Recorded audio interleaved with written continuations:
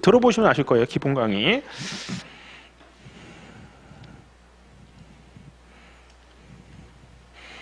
자, 그러면 우리가 이제 상표법 체계상 계속 이런 순서대로 쭉 간다고 했죠. 그래서 그 전에 바로 전 시간에 했었던 게 1일차에 했던 게 상표의 정의 부분이고요.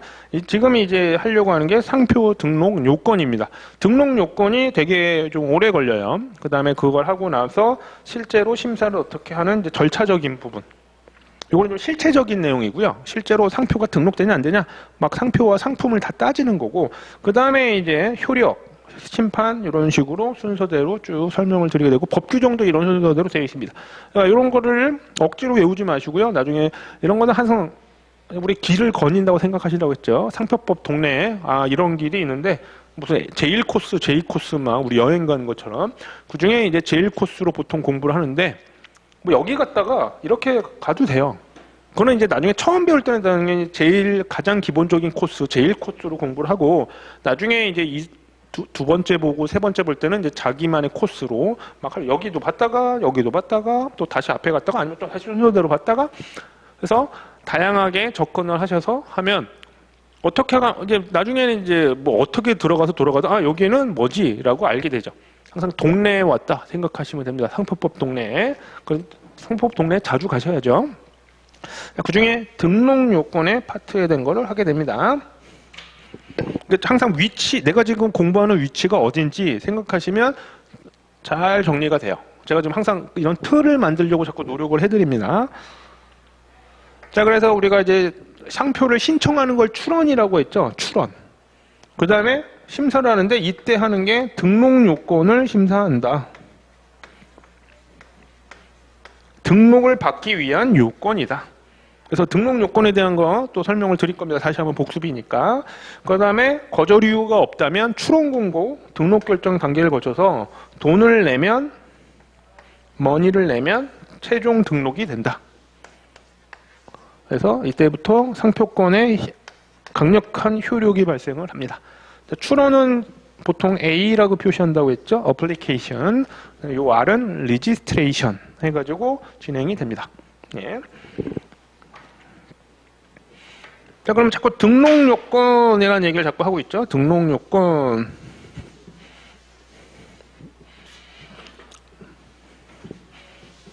등록 요건은 말 그대로 등록을 받기 위한 요건인데, 이거는 등록이라는 거는 우선 심사를 해서 거절 이유를 나타내요. 즉, 등록 요건에 그걸 만족을 해야 되는데 등록 요건상 문제가 되면 거절이 되겠죠. 그래서 등록 요건이란 말 나오면 거절 이유구나. 그래서 요거는 이제 54조에서 규정을 합니다. 딱 제한 열거적이라고 표현을 하는데 막 자기가 막 유추하거나 막 마음대로 하면 안 돼요. 딱 적혀 있는 대로만 해야 돼요. 상표법에 적혀 있는 대로. 그러니까 요거는 적당히 정리하시면 되는데 많지 않아요. 그 다음에 만약에 거절 이유가 있음에도 이게 등록이 됐어요. 그러면 이거는 원래 등록되지 말아야 될 거죠. 그래서 그거를 무효 사유로서 없앨 수가 있습니다. 요거는 이제 117조 1항에서 규정을 하고 있습니다. 거절 이유, 무효 사유. 그러면 등록 요건이다. 그러면 거절 이유나 무효 사유가 되는 것들. 그러니까 등록 전에는 이게 등록 심사를 하는 거죠. 등록받기 위한 걸 따지는데 거절 이유가 없어야지만 등록이 되겠죠. 그러니까 하자가 없어야 돼요. 그렇죠? 그 다음에 거절 이유가 있음에도 등록이 되면 이게 원래는 원시적으로 문제가 있는 거잖아요. 근데 모르고 등록됐으니까 없앨 수 있다. 그걸 무효 사유라고 합니다. 그래서 거절 이유나 무효 사유를 등록 요건이라고 보시면 됩니다. 아셨죠?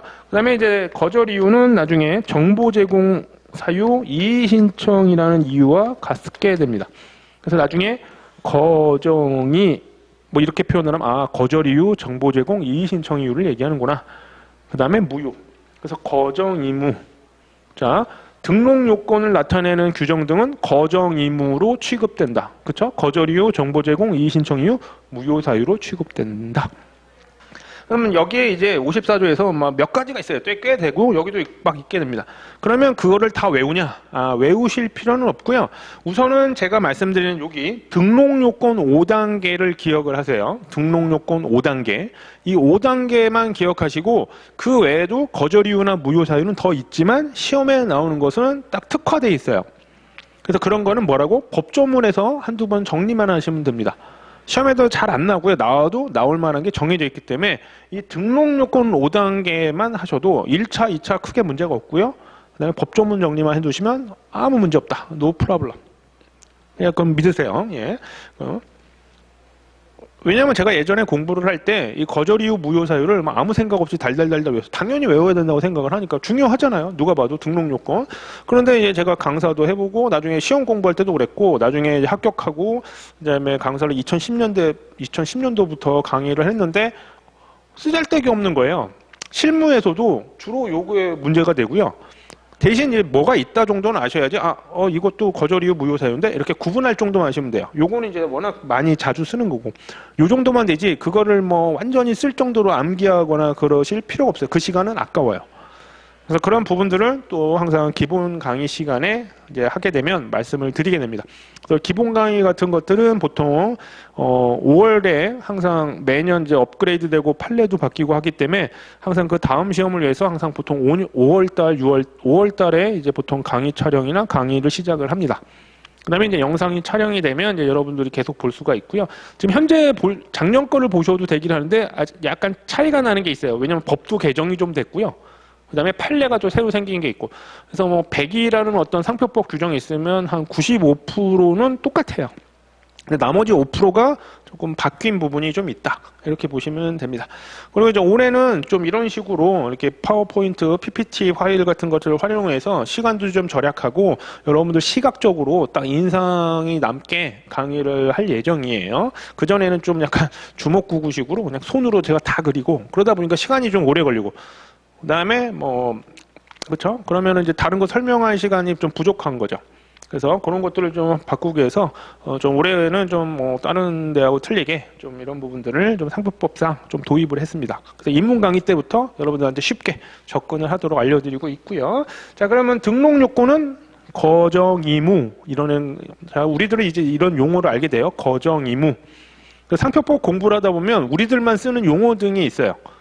그래서 나중에 이제 뭐 시험에 관련돼서는 이제 보통 뭐 생동차다, 동차 시험에 합격했다, 그 다음에 기득이다, 뭐 이런 용어 등을 이제 모르시는 분들도 있겠지만 나중에 뭐 자연스럽게 알게 됩니다. 그러면 이제 다른 사람이 듣을 때 좀 아시는 분들은 뭐 전문직이라든지 뭐 시험 공부하는 애들이구나라는 걸 알게 돼요. 그럼 동차, 기득 뭐 이런 용어를 쓰는 걸 보면 그다음에 우리가 상표법적으로 이제 이런 용어 등을 쓰는 경우가 있어요. 이제 우리끼리만 편하게 불려 쓰는 용어들이 그 중에 하나가 이제 등록 요건은 이제 상표법상 거정의무로 취급된다. 이렇게 표현을 하게 됩니다. 벌써 입문 강의 때 벌써 그걸 들어놓으시면 이제 뭐 되게 쉽겠죠. 자, 그러면 등록 요건 5단계. 이제 5단계란 말은 이제 제가 만든 겁니다. 이렇게. 기존에 뭐 다른 사람이 쓴 게 아니고 제가 5단계만 생각하면 된다. 그래서 맨 처음에 어떤 거절 이유나 무효 사유를 검토해야 된다. 그러게 할 때 맨 처음에 보셔야 되는 건 상품입니다. 상품. 그래서 나중에 이제 상품의 명칭과 관련된 걸 보면 돼요. 그래서 요것만 기억하세요. 38조. 그 다음에 요거는 우리 2조는 정의 규정이라고 했죠. 그 다음에 사용에 관련된 얘기가 있고요. 근데 요 3조는 사용 의사라고 했죠. 사용을 하려는 자만 등록받을 수 있다. 사용을 하거나 사용을 하려는 자가 등록받을 수 있다. 그래서 사용 의사라는 게 되게 중요하다라고 말씀드렸죠. 그 다음에 33조라는 게 있습니다. 이거 이제 33조예요. 요거 34조. 그 다음에 35조. 그래서 우리가 이제 3조 사용이사라는 거를 간단하게 우리가 봤고요. 1일차 때. 그 다음에 정의 규정 우리 봤죠? 상자, 사표. 그 다음에 이제 상품에 관련된 거는 이제 또 나중에 다다음이나 그런 3이나 4일차 때 공부를 하게 되고요. 자, 그러면 오늘 봐야 될 게 요거 33조입니다. 그래서 요 순서대로 이제 딱 체크를 항상 하셔야 돼요. 33조는 자타 식별력에 관한 규정입니다.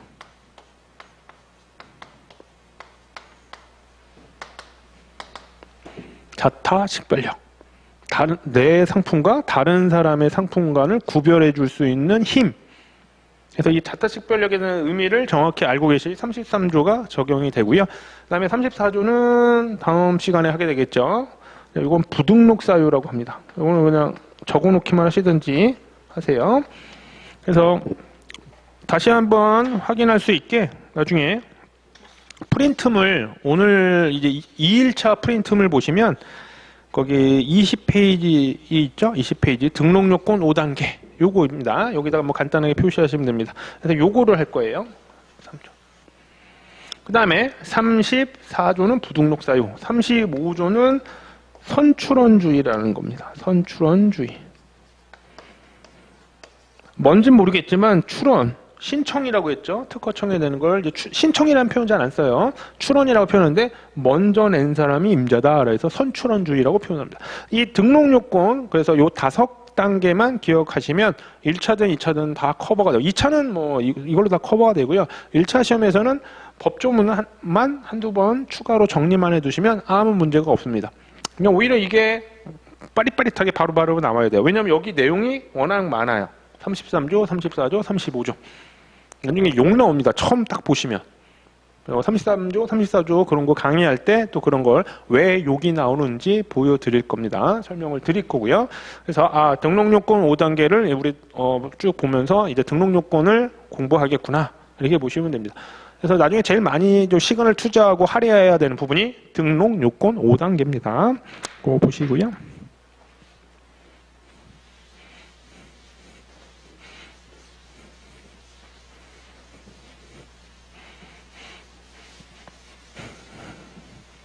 자, 그 중에, 요거를 하게 됩니다. 33조.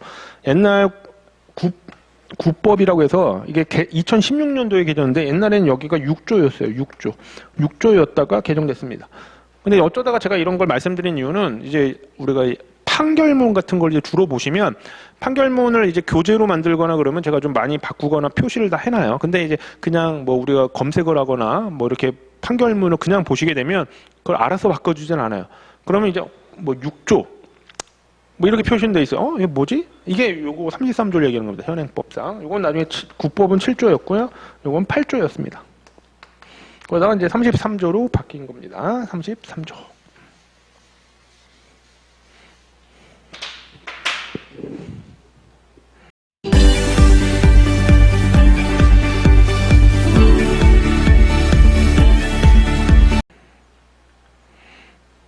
자, 그러면 33조를 한번 법조문을 좀 눈에 한번 익혀볼게요. 그 다음에 요거는 이제 화면을 보셔도 되고요. 프린트물 그 20페이지 보시면 요게 나옵니다. 자, 33조라고 돼 있죠. 상표 등록의 요건이라고 돼 있습니다. 상표 등록의 요건. 예, 프린트를 보시면 그러면 다음 각 호, 그러니까 여기 1호부터 7호까지 있습니다. 1호부터 7호.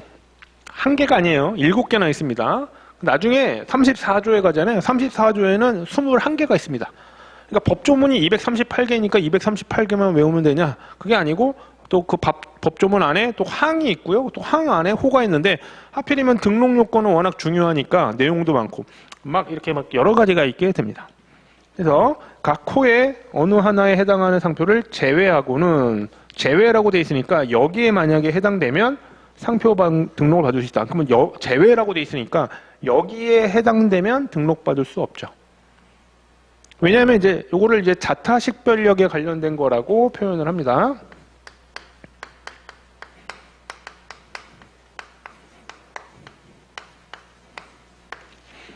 그럼 자타식별력은 나와 다른 사람을 구별할 수 있는 거여야 되는데 그렇지 못하다는 거예요. 요 1호부터 7호가 자타식별력이 없다. 그럼 요거를 이제 뭐 여러 가지 용어로 쓰면 요걸 또 다른 말은 독점할 수 없다 이렇게 표현을 합니다. 같이 쓰는 용어가. 왜 그러냐면 이제 누구나 써야 되는 거지 상표로 쓸 수는 없다. 누구나 쓰는 용어라고 봐야 되는 건데 누구나 써야 되니까 그냥 쓰게 되면 다른 사람 이게 어떤 사람 건지를 구별할 수 있어야 되는데 그게 안 된다는 거예요. 누구나 써야 되기 때문에. 그래서 그걸 자타식별력이라고도 하고 누구나 특정인이 독점할 수 없다 이렇게 같이 표현을 합니다. 그래서 33조 1항에 관련된 내용은 요 내용을 얘기하는 겁니다. 그러면 여기 제외하고는 있으니까 여기 1호부터 7호를 암기를 해야겠죠. 왜냐하면 여기에 해당되지 않으면 자타식별력이 있는 거니까. 그렇죠? 그래서 1호부터 7호가 있다. 이렇게 보시면 되고요. 그래서 1호부터 이렇게 7호는 자타식별력이 없다. 제외라고 돼 있으니까요. 그러면 이제 특징을 좀 볼게요. 상품의 보통 명칭을 보통으로 사용하는 방법으로 표시한 표장만으로 된 상표라고 해서 그래서 키워드는 보통 명칭입니다. 두 번째는 관용. 그다음에 세 번째는 좀 길어요. 상품, 산지, 품질 뭐 해서 되게 길죠? 쭉 되는데 요거를 이제 다른 말로 하면 성질 표시 또는 기술적 표장 이렇게 언급합니다. 그 다음에 네 번째 현저한 지리적 명칭 요게 키워드고요. 다섯 번째 흔히 있는 성이나 명칭. 그 다음에 여섯 번째는 간단하고 흔히 있는 표장. 그래서 간단하고 흔한 표장 이렇게 보통 얘기를 하고요. 그 다음에 일곱 번째는 좀 길어요. 1호부터 7호 해당하는 상표 외에라고 있죠. 그러니까 1호부터 6호가 식별력이 없는 상표들인데 이거 외에 하고서 관련된 상품을 표시하는 거. 누구의 업무인지 식별할 수 없는 상표 이렇게 돼 있죠. 그러니까 이거를 되게 긴데 이런 거는 보통 기타 식별력 없는 상표라고 표현을 합니다.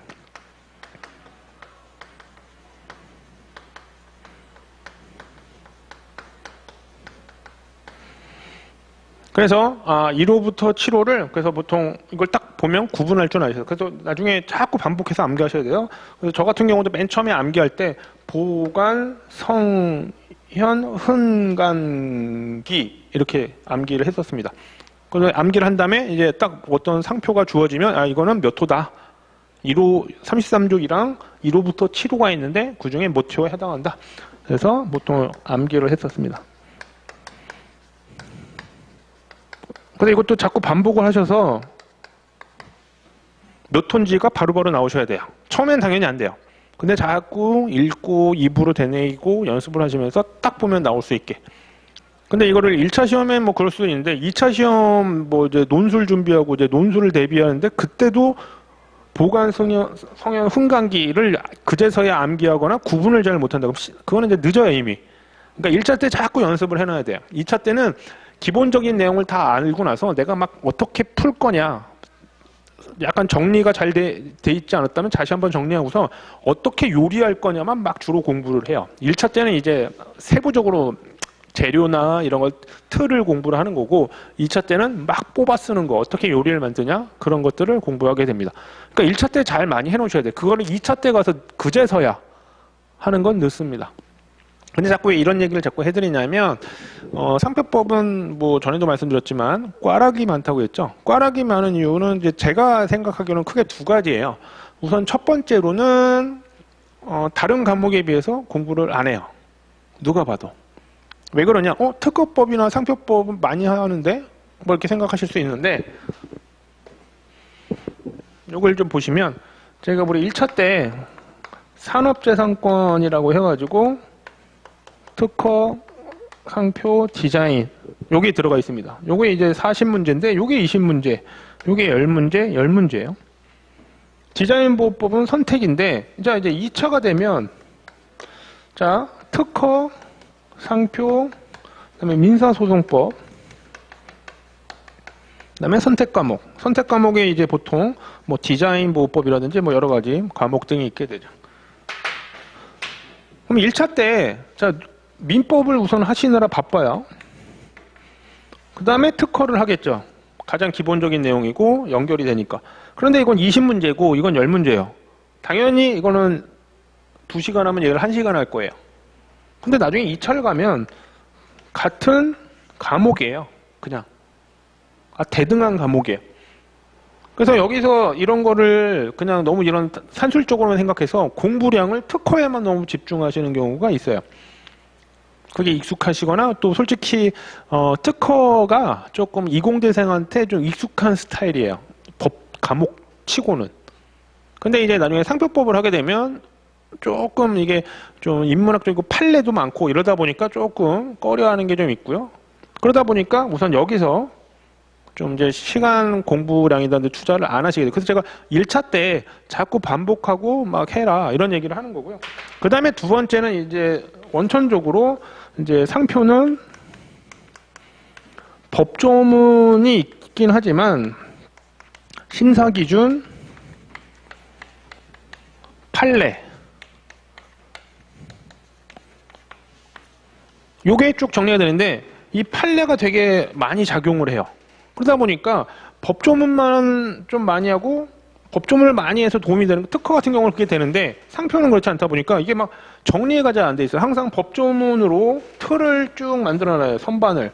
그 다음에 판례나 심사 기준을 이렇게 딱 올려놔야 되는데 자 이거를 못하는 거예요. 그냥 판례가 주로 지문에 시험에 많이 나오고 그러다 보니까 판례 지문만 이렇게 딱 중요한 요지로 된 그것만 간단하게 보는 거예요. 이제 민법에서 그 공부하던 스타일이 나오거든. 근데 그렇게 하시면 1차는 풀긴 해요.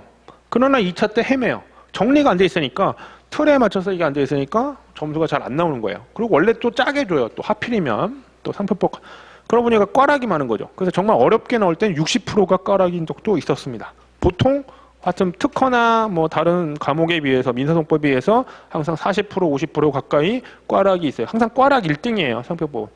저는 이제 그거를 바꾸고 싶은데 그래서 상표법 강사로서도 그런 게 있지만 여러분들 시간 투자 부분도 그렇고 요 부분을 자꾸 도와드리려고 하는 거예요. 물론 이제 실제적인 어떤 재료를 어떻게 놓느냐는 여러분 몫이에요. 공부를 하셔야지. 그렇죠? 아무리 효율적인 걸 가르쳐줘도 자기가 연습도 안 하고 그러면 실력이 느나요? 자기가 안 되죠. 그렇죠? 그래서 계속 반복 연습을 해야 되는데 이런 부분들이 좀 있다. 항상 좀 걱정도 되고 높아짐에 이런 걸 말씀드리는데 상표법이 분명히 하나의 중요한 과목이에요. 그걸 감안하시기 바랍니다. 자, 다시 와서요. 자, 이걸 보시면 이제 1호부터 7호가 있게 되죠. 그 다음에 상표법 이제 33조는 크게 3항까지 있습니다. 1항, 2항, 3항 이렇게 돼 있죠. 그다음 2항이나 3항은 거기 프린트문에 표시가 되어 있을 겁니다. 근데 그 내용은 이제 나중에 배울 거고요. 자, 2항은 이렇게만 표시해 두세요. 사용에 의한 식별력,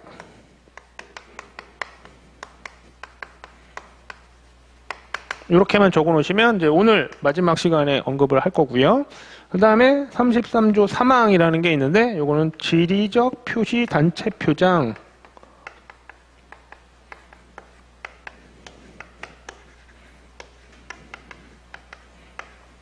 이렇게 표시를 해주세요. 지리적 표시 단체 표장의 투규 규정이다. 그래서 요것들도 마지막 시간에 요건 언급을 드릴 겁니다.